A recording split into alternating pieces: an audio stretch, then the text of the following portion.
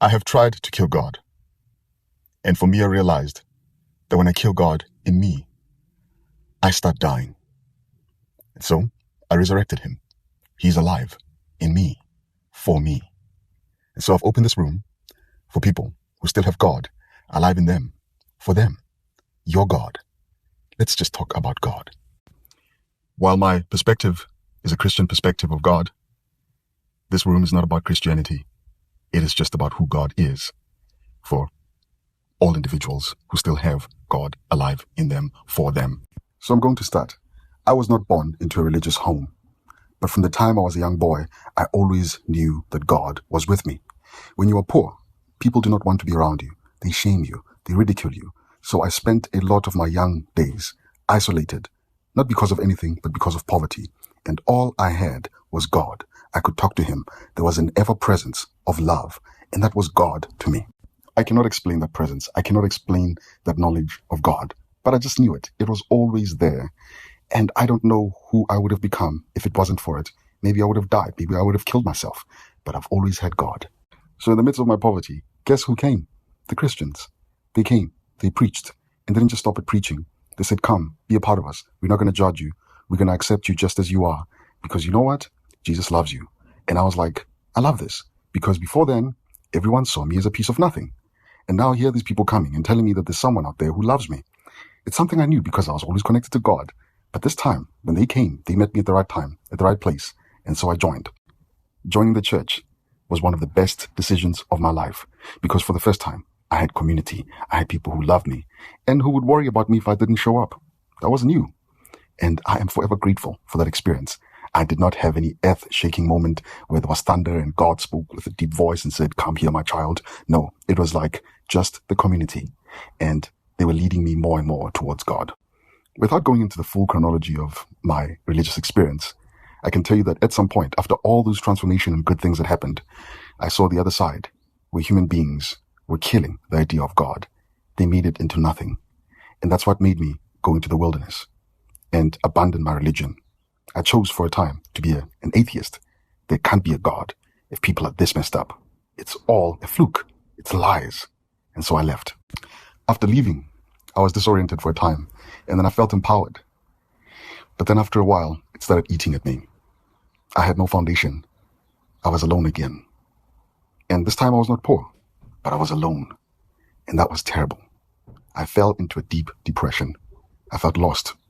I was like, what's going on? And that's when I decided I'm running back to God. And this time it's just going to be about me and him, just as it was when I was a young boy. I'm going to be loved. And in this space, I will get to be myself. No pretending. I don't have to say things. I can just be honest. He created me. He knows me. I am what he made me. And if he can change me, only he can change me. So I've removed all boundaries between me and God. Now I go directly. He knows I'm not perfect, but I'm comfortable telling him about my imperfections. There's no pretense. It's light. And I just keep growing. And I never feel alone. He's always with me. I can go on and on and on about this, but I just wanted to give this foundation as a basis of how you can understand when I talk about God and who he is for me. I don't feel a need to sell it, to preach it to anybody. It's mine. And that's why I keep on saying God is alive in me and for me. It's not something that I can extend to other people. It's not something that I want to justify to other people. But I created this because my lovely sister, Dawn, running DMC, said to me, Spiwe, open up a room and talk about this. And so here I am talking about who God is to me. And I am grateful because I'm never alone. I'm loved. And when I die, I go back to him, wherever he is. And it's a beautiful thing. And I'm so grateful for it. If God is love, God is my creator, and God is in me, then God is my mother. I'll tell a story. Many years ago when I was teaching a world cultures class. It was basically a dumping ground, and nobody back then had standards or curriculum, or basically I was locked in a room and I might have been released in another 30 years with no oversight. That changed, but at the time I was left to my own devices to teach whatever I wanted. I'm a nerd, so I addressed all the eras, all the geographical regions I could. But one year, it was toward the beginning of my career, somebody came in. I was teaching probably the Protestant Reformation, and somebody started speaking about religion. And then we talked about the schism between the Roman Catholic Church, the Orthodox churches, later the Protestant Reformation, and how that changed the landscape of the globe. I don't remember how this came up, but one of my very Roman Catholic students, Rhode Island is a very Roman Catholic state, said, Mary wasn't a Jew, and it was an insult. And the way he said it, the way he just levied that as if he were, as if somebody had cursed the mother of Jesus by calling her Jewish. And as I listened to people interact with the topic of religion, it just became more and more evident that this was something we needed to learn, to teach. I heard the lunch lady tell my Muslim student to pick the pepperoni off her pizza. I heard students making fun of the Jehovah's Witness students for not celebrating holidays. I heard people just calling the Mormons awful names and so forth and so on. The adults in the community weren't much better. There's a Cambodian Buddhist monastery not too far from where I live, and the people in town call them, quote unquote, the Hindus. So this was something I felt very, very strongly about. People shoot each other about religion. They discriminate over religion, and we can see the world is struggling. So I've always inserted these topics in any class I taught. The first time I decided I was going to teach this hardcore, my boss said I couldn't, so I did. And the reason I especially did was she said, you can't teach that. I said, of course I can. It's history. I'm a history teacher. She had been a social studies and history teacher. So I was indignant and I doubled down. I made it even grander and bigger. I made little sheets about all of the world religions. I bulleted them. I put the codes, the rules, the books, I distilled it. Like, what can you do? What can't you do? Why do you think? And I brought it all in along with a milk crate of books. In that milk crate of books, I had several Bibles because you can't just get one. You have to have the Catholic Bible. You have to have the New Catholic Bible. You have to have lots of Protestant Bibles, depending on, which denomination. Then you may or may not have one in English, one in Latin, all of these. I had a handful of those. I had my Rig Veda, my Mahabharata. I had my Book of Mormon that had been a gift. I had a Tanakh. I had a Torah. I had a dual language Quran. I had everything. And I've always kept them. I still have them, even paring down books. I've kept these books on a shelf. They're very, very important. I even had guidance and interpretations from scholars on each of these religions. I brought them in and I put them across a large section of tables. And I said, okay, have at it. Pick them up. A couple had a scavenger hunt questions and, match them with the religions and such. I thought it would be an interesting activity, but what it did was it sparked a revolt. Oh, I can't touch that. That one's the devil. That one's this. And I'm pretty sure you can guess which books garnered the most objections. That's how we started off. I had students saying, I can't touch that book. I can't look at that book. And I said, oh, then you can fail. And this is a required course. So I will give you my engraved invitation to choose your seat for next year. You can't make me. It's against my rights. I said, oh, but I teach civics too. And I know a gosh darn lot about the law because that was my first darn career. I did a lot of contract interpretation. So let me tell you what I can and can't do. I can't convert you. I can't make fun of your religion. I can't sway you, but you can learn about history and you can learn about culture and you will. And that's what this class is. That's where we started. And the first activity, I gave them all of the codes for major religions. We had 10 commandments. We had 5 pillars, and it became more and more interesting.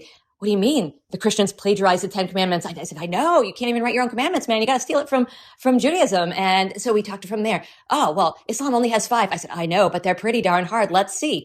We looked at the Eightfold Path, the Four Noble Truths, all of the codes. So I said, okay, let's see who's are better, who likes which one better. And what we did was we made checklists.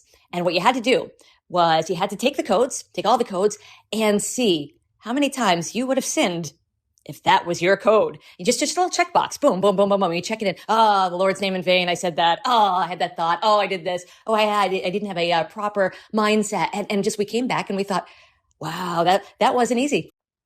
But then we realized collectively, wow, there's a lot of similarity here. Nobody's saying you should go out and shoot people and steal and rape and pillage and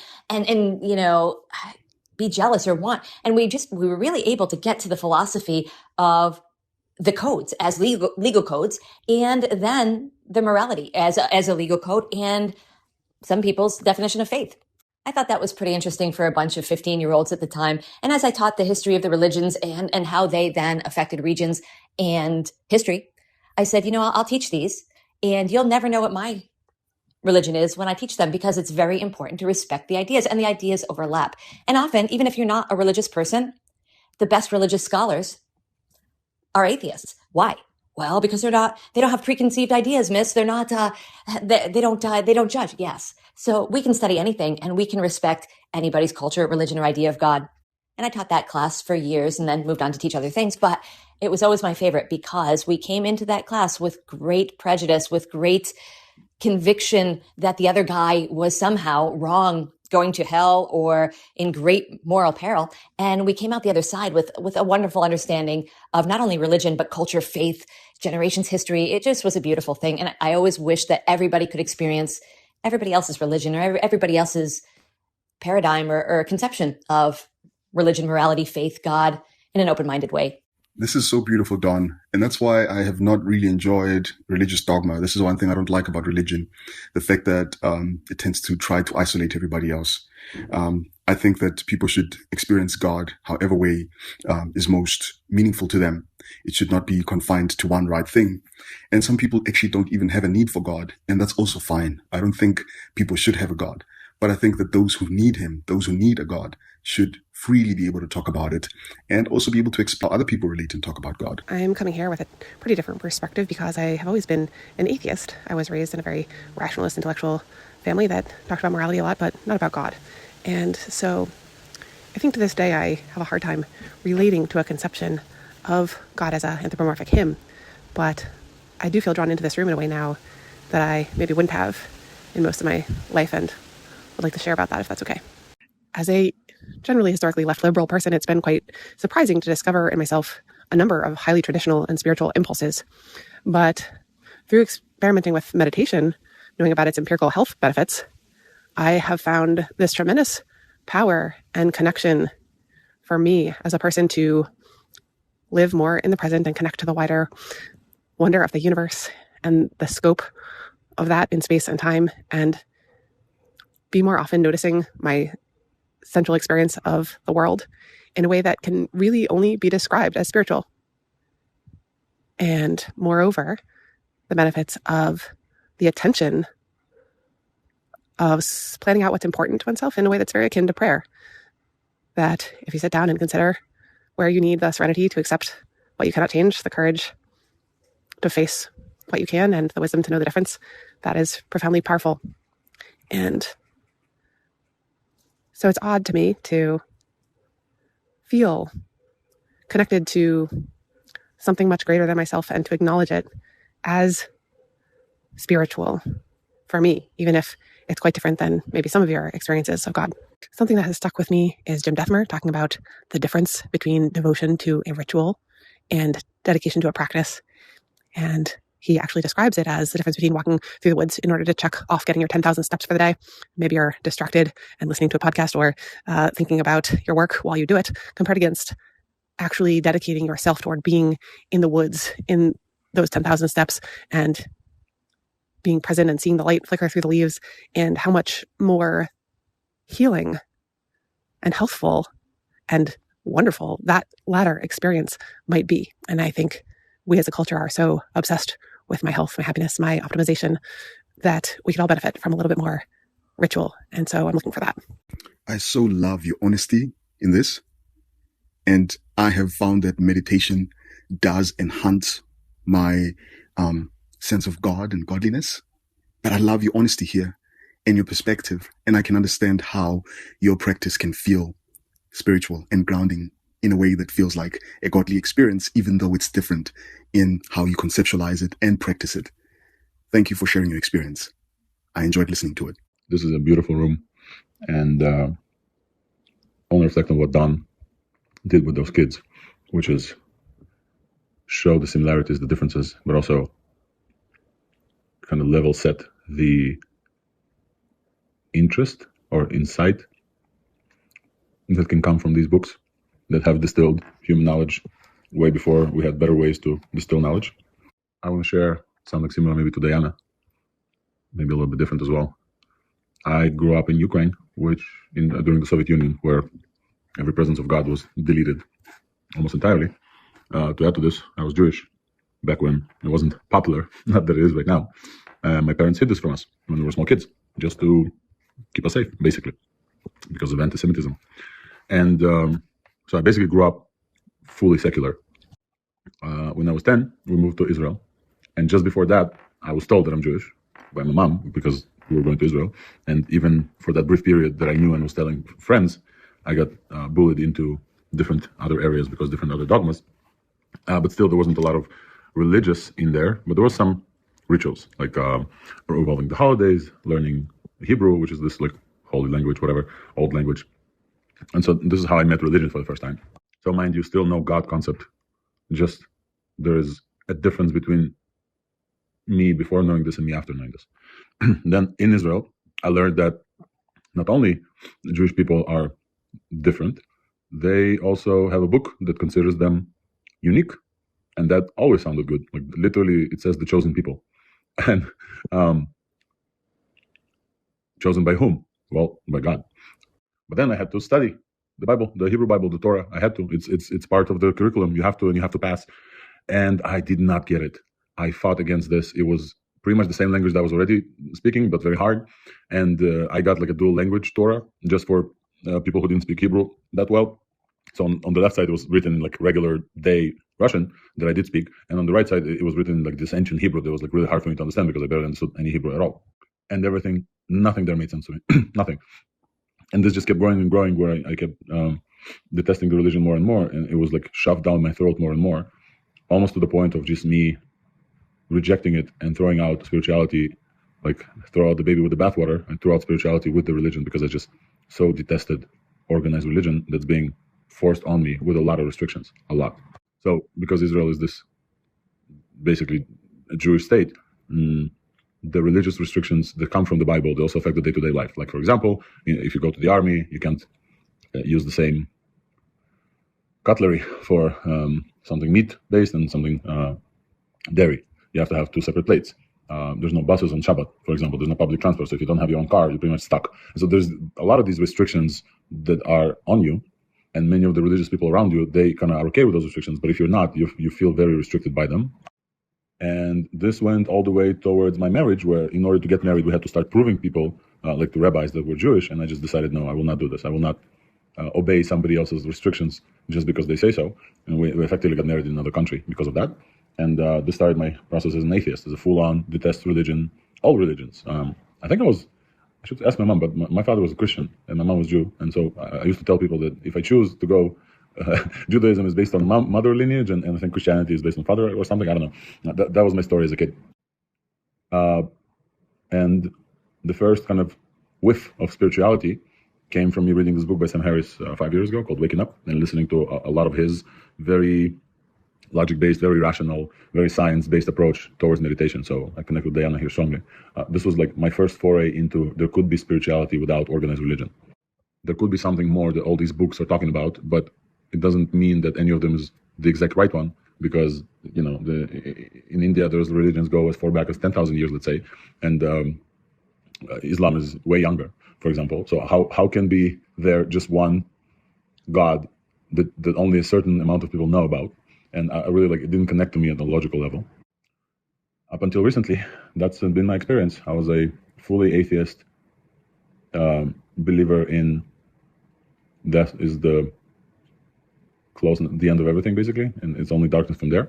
And I always felt that, especially around death and things, that it's way easier for people with religion to experience death because they have the rituals around this, and they have the trust that whoever decided to die, decided is the wrong word here, whoever died, they will probably meet them in some other context, whether it's heaven or hell or reincarnation, like all these things.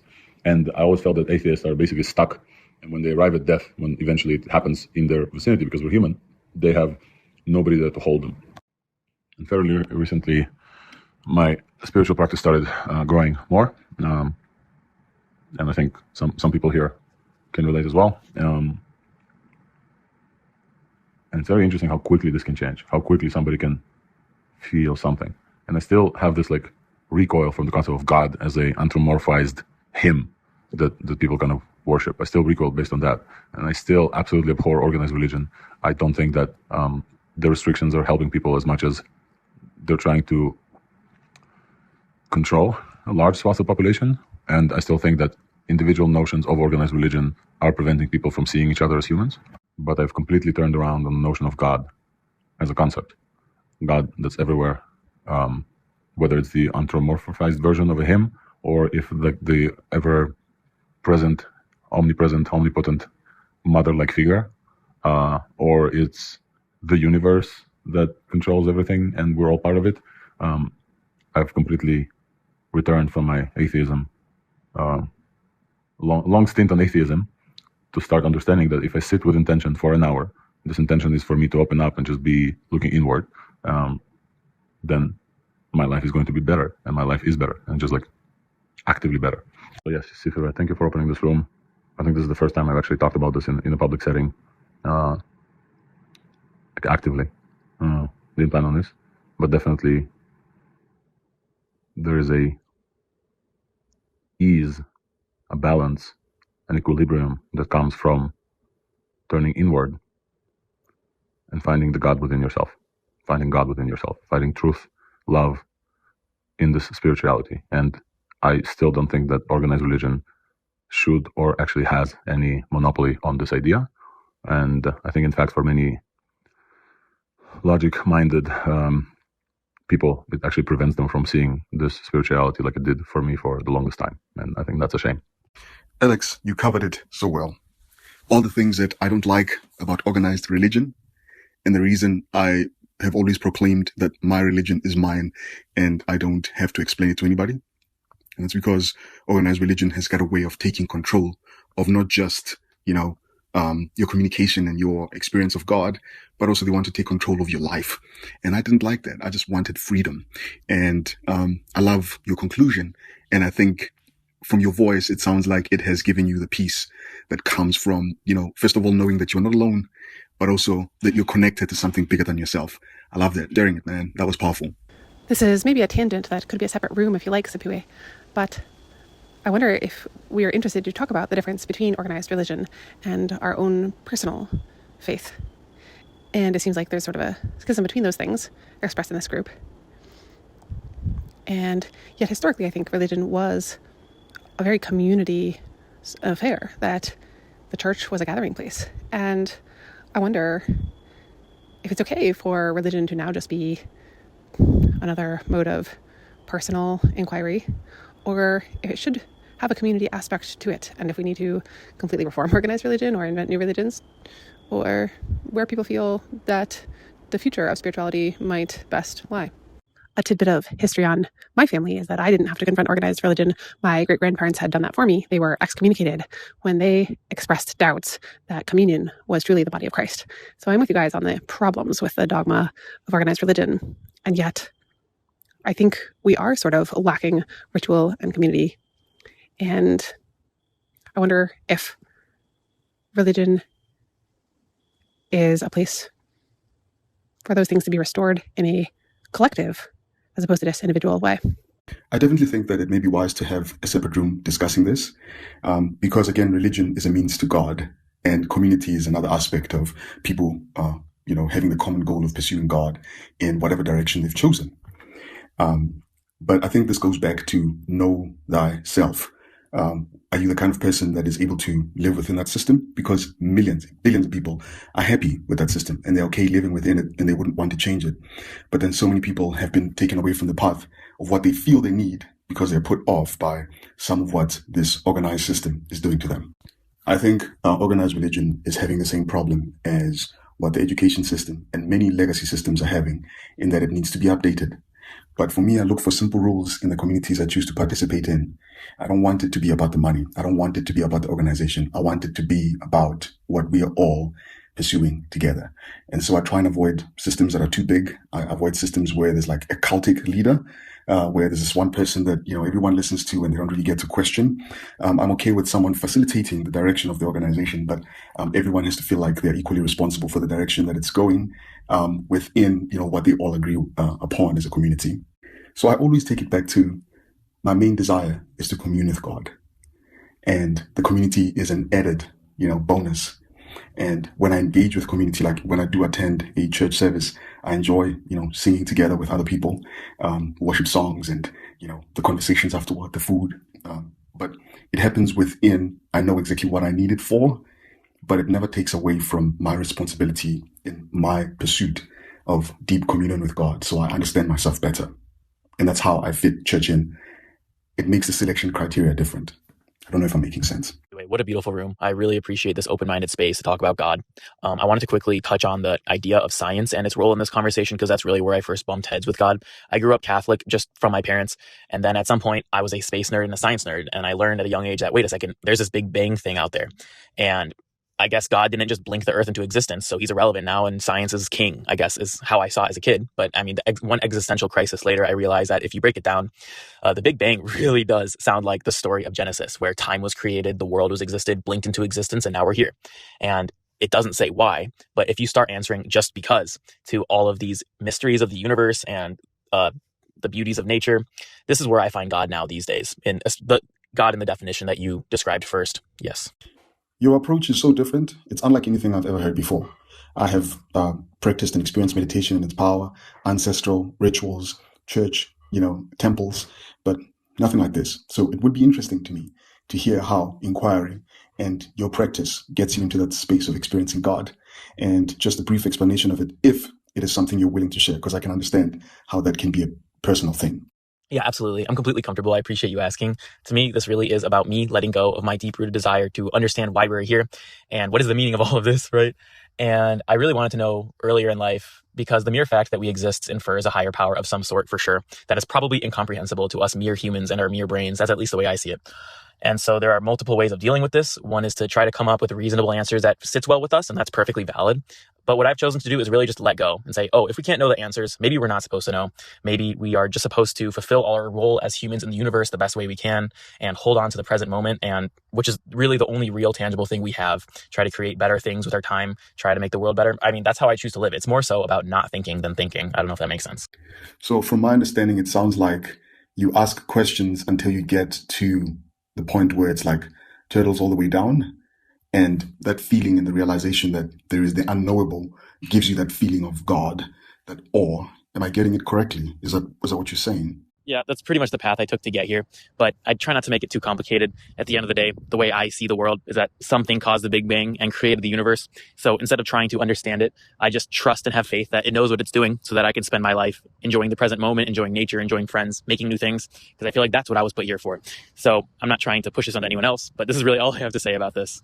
There's always been in my mind a dichotomy of approaches to God. The Western one being kind of God as the craftsman, made us out of clay, made the world in 6 days or whatever it was. And then the Eastern one where we're all God, and it's like God has used this world to forget that he's God so he can have a good time and be surprised and have drama in his life or her life or its life. But isn't there a third version? I really love this channel, and it's inspiring me to share that I have gone from being a pretty hardcore atheist about 5 years ago to firmly believing that life is a miracle. And in terms of mental health benefits, I don't know if there's a better life hack than truly believing that life is a miracle and reminding yourself that every day. God is defined as being omniscient, knowing everything, omnipresent, it's everywhere, and omnipotent. There's nothing God can't do. And so to answer your question, obviously we're not yet omnipresent or omnipotent, but I believe omniscience, knowing everything, is what consciousness is the minimum viable version of.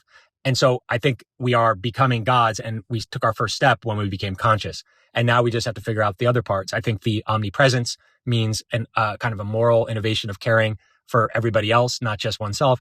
And I think omniscience just means better and better explanations to unlock the secrets of this world, which I think we're well on our way to doing, if you look at how far we've come in just 100 years or so. I'm not taking a position on whether we are God or not and which model is correct, but I would point out that the only thing you can ultimately know is that you are aware. And even a God would not know anything more. So, for example, if you were the omniscient, omnipotent, all-knowing, perfect being, how would you know you're not in a simulation? How would you know you're not hallucinating? How would you know you're not a brain in a vat? The answer is you wouldn't. So if you're talking about maximal truth, the maximal knowledge available at any moment is just that I am aware. And that is also the minimal knowledge that is available. So if you're looking for absolute truth, we already have all there is to be known. And everything else just kind of comes and goes. This is a quote from the book Lessons of History by Will Durant. To the unhappy, the suffering, the bereaved, the old, it has brought supernatural comforts, valued by millions of souls, as more precious than any natural aid. It has helped parents and teachers to discipline the young. It has conferred meaning and dignity upon the lowliest existence. It has kept the poor from murdering the rich. Destroy that, and the class war is intensified.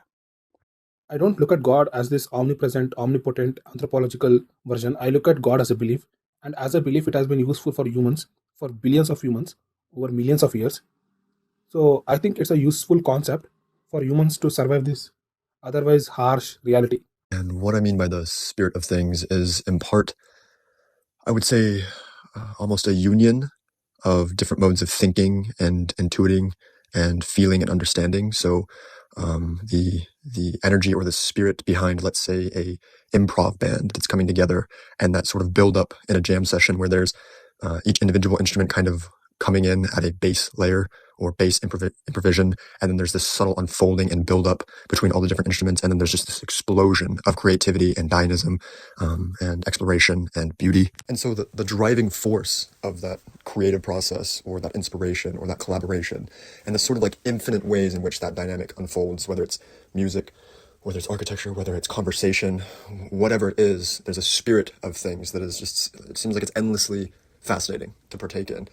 And because of, I would say, the almost omnipresent quality of the spirit of creation and dynamism and paradox and contradiction and fluctuation of consciousness and everything from the smallest micro scale to the largest macro, right? Like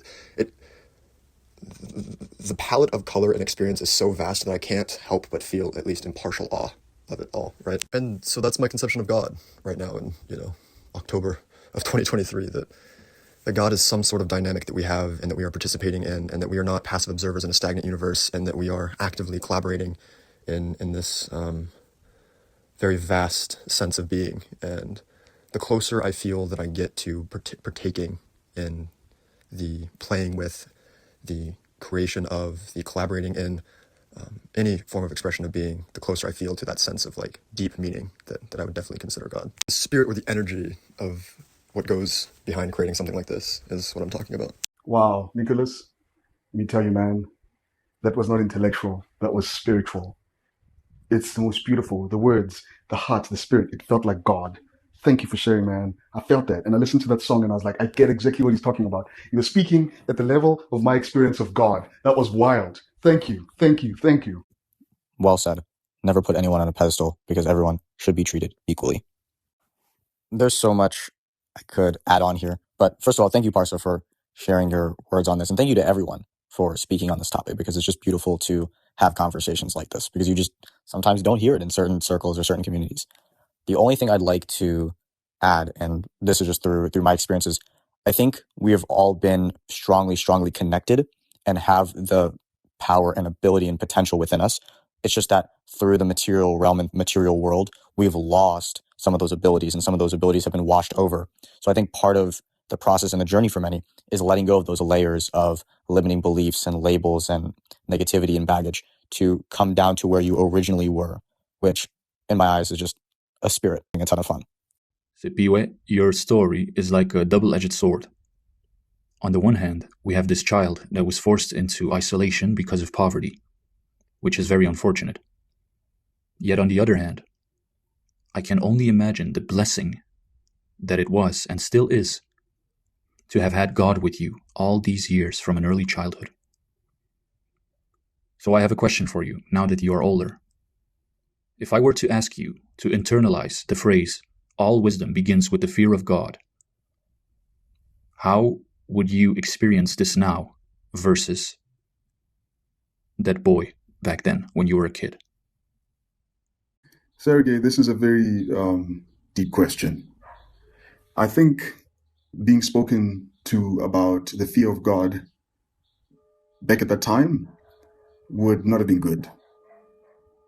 I was already afraid of so many people. It was so hard to be myself because I had to be pleasing. I had to always try and make people happy because, of course, if they cannot like me because of poverty, then maybe my personality can compensate. And so now imagine if there's another person that I now have to be afraid of.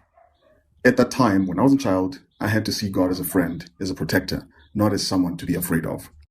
But as I got older, I struggled with that scripture, the fear of God. What does fear mean in that context? Is it reverence? Is it obedience? What is it exactly? And you realize that, for me, actually, I realized that I didn't have an answer for that, a good one, because I couldn't understand how it fit in. Why would he want us to be afraid? And that's one of the questions I definitely would want to ask when I meet with him. Why? What do you mean by that? Why did you want us to be afraid? But the relationship that I have now is such that I can ask those questions and not say, okay, well, it's concluded and I just have to obey. I can say, well, what does that mean? And I don't have an answer for that. As an adult, I don't have an answer for that. What is meant by that fear?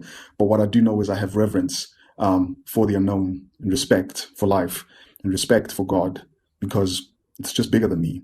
I hope that's a good enough answer. It's so weird hearing myself talking about my relationship with God, because it's not a relationship that you would be able to compare to like a friendship where you can talk to this person. But it's more like a presence that is there, and I can talk. And the communication is not language. It's more experience. It's more presence. And so I'm hoping one day that I'll be able to have a proper conversation, word for word, like, what do you think? Explain this to me. But, I appreciate that presence right here. It's a gift to me. Sipiwe, thank you for answering. Your answer, it confirmed the idea that I had formed about your relationship with God and His presence in your life from an early childhood. It is such a wholesome and beautiful thing. That's why I called it a blessing. You can feel the innocence of a child in it. And that's why I asked you about this scripture. If you want, I can try and give you my take on it, or my interpretation, as I have experienced God at a later stage in life, when innocence had died off. I resonate with this so much. I barely had my father around when I was younger. It was very spotty on the relationship with my dad. And then he pretty much disappeared altogether. But when, on the last instance that I saw him, I already knew this was probably going to be the last time I saw him in person. And within that time frame, I was like, well, God's father. Okay, you can be my sky daddy. And so as a kid, I pretty much was like, well, God's my dad now, because I didn't really have one. And yes, I grew up in a spiritual household. Both my great-grandparents on my mother's side were Catholic. And then, so my grandmother was also Catholic, and my mom decided to go rogue Presbyterian. And I was inundated with that from as long as I know, like being in preschool, it was part of the church, all that fun stuff. So was a very religious person, but this had negative aspects tied to it. The negative aspects that were tied to being religious, being dogmatic, are being very, very self-righteous, just for lack of a better word, being a complete asshole. And believe it or not, I was that. Very dogmatic, very much a terrible, horrible person, sprouting scriptures at people and not caring about them or their humanity, just caring about, well, there's these principles and these principles rule type of thing. And then everything changed within high school. I got in with I'm just going to call it a hacker commune. Might have been what people call hacker houses nowadays. Not sure. Never visited a hacker house, but it totally brought me out of that self-righteous mindset. I still had a little bit of arrogance, but was actually letting go of the BS, because I had run into atheists that knew a lot more than I knew about the Bible, about scriptures, did more research, overall more intellectual. Once I started digging into scripture more, which surprisingly the church, at least out here in the areas where I was raised, and it seems to be a thing in these states overall, doesn't really look at the scripture, doesn't really take into account scholars, historical data, context, the original language, all of these factors that go into understanding what these texts actually mean. So I researched it and began to research other religions, everything from various factors of the occult to Hinduism, Buddhism, and I still do that research today. So my experience of God has completely shifted to being more of removing myself and my humanity, my limitations, my expectations out of the equation, and knowing that there is something far greater than us that our minds cannot even begin to comprehend, that we can't even begin to test with our limited instruments. The next consideration is, if there is something that is omnipresent, omnipotent, all the things, it is everything. Meaning every cell, every atom, every proton, neutron, quark, all of these things, it is God. It is the energy of God. It is all God, because we cannot fully comprehend God in all of these various nuances. Furthermore, this is backed up by the text being, if God spoke us into existence, then we are of the breath. We are of that energy. It isn't something that we can just see as, it's not something that becomes tangible to us. It's not something that can even be tangible or perceivable, because it is so much greater than we are. We are like a bacteria in the microbiome of God. And it's interesting to kind of think of that and just kind of run with this concept of how tiny yet necessary part of this larger ecosystem that we can't even begin to encapsulate, understand, or even really completely see. It's like being inside of a box. You're hearing things moving around outside and you're making up these narratives or assumptions about what that thing is, but you've never really seen outside of the box. You're just in this box.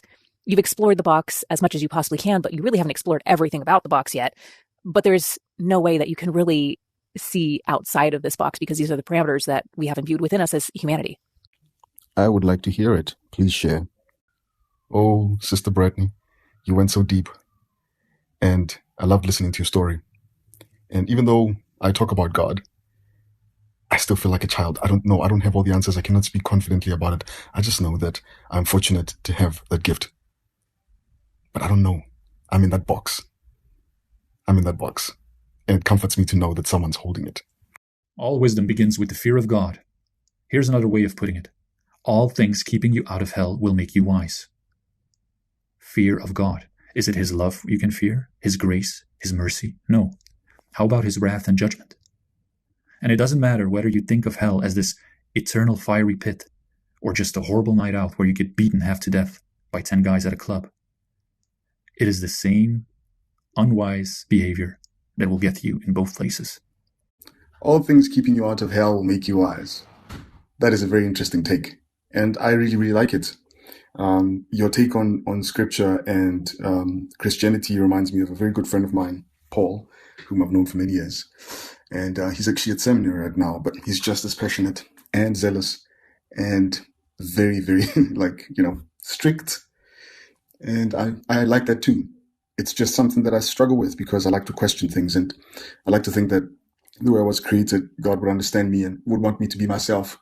And so that's the approach I take. But I don't think you're wrong. I just think that I would like to have a different approach to experiencing God, to still do the right thing, just not driven by fear. You are right, and I understand where you're coming from. Maybe you're having trouble with the idea that fear is the only thing connecting you to God, which would be very sad. See it rather as a child who loves a father figure immensely, because it feels loved by this father figure, cared for, in company thanks to this figure. But the child can also fear the justice of this figure when the child misbehaves. Something like this, I love this, Sergey. And I think that my perspective comes from, I understand that there's discipline because I love my children and I discipline them. And so they're afraid of me, not in the fear like, they're still free. They still can tell me whatever. They can still challenge me. But they understand that, there's certain behavior that I won't tolerate and there will be consequences for that behavior. But their fear is not like a fear of a dictator or a fear of some criminal that has a gun to their head and saying to them, comply. The compliance comes from understanding that this person loves me so much and will do whatever it takes to get me on the right path. The context matters. And so I guess when you're taking that scripture in isolation and you preach it in isolation without first laying the foundation of love, it can be completely misinterpreted, lost.